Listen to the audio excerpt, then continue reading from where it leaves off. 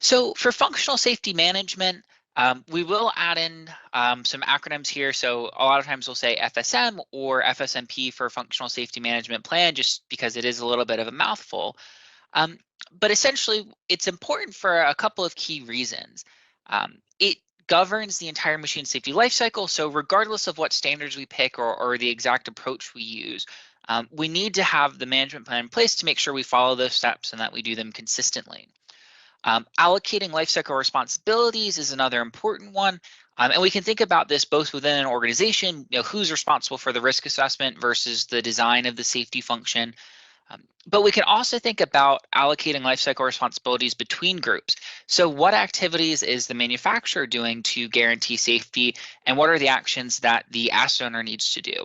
And so having a step-by-step approach can more easily transfer that information because, say from the manufacturer side, they can provide the risk assessment that was done, the list of assumptions and list of requirements for maintenance, and when the end user looks at that, they then know, okay, exactly where does it fit in with their life cycle? What actions do they need to take?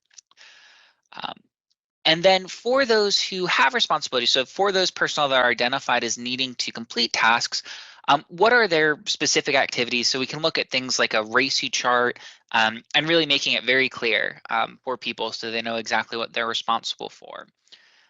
And then lastly, for those people who are doing life cycle tasks, we have to make sure they're competent because we can't ask them to do a safety function design if they are not familiar with any of the components, if they're not familiar with the modeling and the standard, they're not going to be successful. They may give us a piece of paper, but it doesn't really get us any further because it wasn't done correctly. They don't have the knowledge or the expertise to do that. And so that's something that is really key to look at. And ultimately, all of these pieces matter because a technology-only solution or something that is just focusing on the equipment is not going to be enough to achieve our risk management targets. And that's kind of one of our key trends that we're going to look at throughout the course. And another reason that we look at functional safety management is because it helps with some of the different types of failures that we can see. Um, and if we think about it, there are kind of three core failure categories that are commonly looked at now. And common cause we'll talk about it is maybe a little bit of um, a subset from each of those.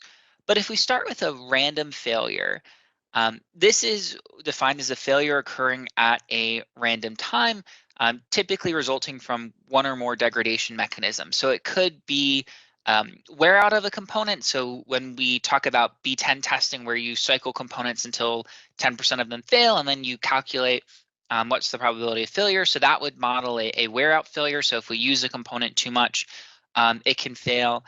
It could be, say, an electrical stress failure. It could be really anything that causes a specific component to break down. And we'll also look at things like stiction, and for any safety functions that involve valves or pneumatics, there are certain failures that happen when it sits for too long. So anything that occurs at a random time, we would consider a random failure. And so statistical methods, the calculations that we'll look at from IEC 62061, ISO 13849, they're good for estimating those types of failures. A systematic failure comes from a direct cause that needs to be eliminated or removed with a change to a design, manufacturing process, operating procedures, or documentation. And essentially what this means is it's not a component that failed, it's a system that failed. So instead of, let's say, a valve sticking for sitting too long, someone does a periodic inspection of it or a proof test on it, and they tighten it down too much. And we actually saw this at one of our customers where all of a sudden all of their safety functions had started to fail, and they found out that the new maintenance person was going around and was over tightening them every time he did a test, so that they couldn't move anymore. So that's something that unless you update the procedures, unless you adjust the training, no amount of statistical modeling is going to help that. And we can think about things like people bypassing safety functions, failing to follow, let's say, a lockout tagout procedure, or not, initiating an emergency stop. There are lots of things that, from a personnel standpoint, that could be systematic. So we can't forget these aspects. And this is very specifically where functional safety management is needed. So it truly helps us to focus in on and prevent those types of systematic failures. A new type of failure where if we are giving this course, let's say 10 years ago, we may not really talk about it, are cybersecurity failures. But this is something that we are seeing grow more and more important and be something that's looked at much more commonly. And this is a failure coming from a direct, typically deliberate cause, um, where you need to address it by having better cybersecurity protections, things like ongoing threat identification and mitigation. So identifying where your weaknesses are and putting measures in place to protect against those. And this is something that I'll say has become a very hot topic in the process industry. The machinery industry, I'll say, has been a little bit more hesitant to adopt it. Sometimes companies will look at their systems and say they're a little bit more segmented. They don't necessarily connect back to the corporate network as much. But we are seeing cybersecurity events impact manufacturing and the machine industry as well. We've seen a number of mining companies have pretty major denial of service attacks. I was at a manufacturing plant last year where they actually suffered a denial of service attack and lost all of their configurations because their backup server was also corrupted. So these are things that can happen and really can have major impacts when they do occur. And so lastly, common cause failures. These are not necessarily a top level failure type by themselves.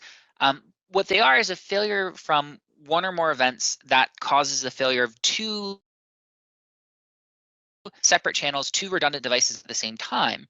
And because of that, then you fail the safety function all at once. Instead of, for example, if we think that we have two independent contactors where if either one of them works, we're going to de-energize the system. If we continually overstress them or they're near each other in a high temperature and they both get a welded contact at the same time and fail, that would be a potentially a common cause failure. And so that would be potentially a random occurrence of that if they just happen to fail at the same time. If we're continuing to operate them outside of a safe range, and that's what causes, outside of their operating conditions, and that's what causes the failure, that could be systematic. Or, and something that is really interesting about cybersecurity failures is a well-designed attack could fail multiple independent systems at the same time. So if an attacker knows how a site is working and they go after both their control and their safety PLCs, or if you have a safety rated PLC that you use for control and safety functions, they could compromise multiple of those layers at the same time. And so that can be another key source of common cause. And something that isn't typically looked at in estimating beta factors, which is what we use to model common cause. So that can be something that is sometimes missed.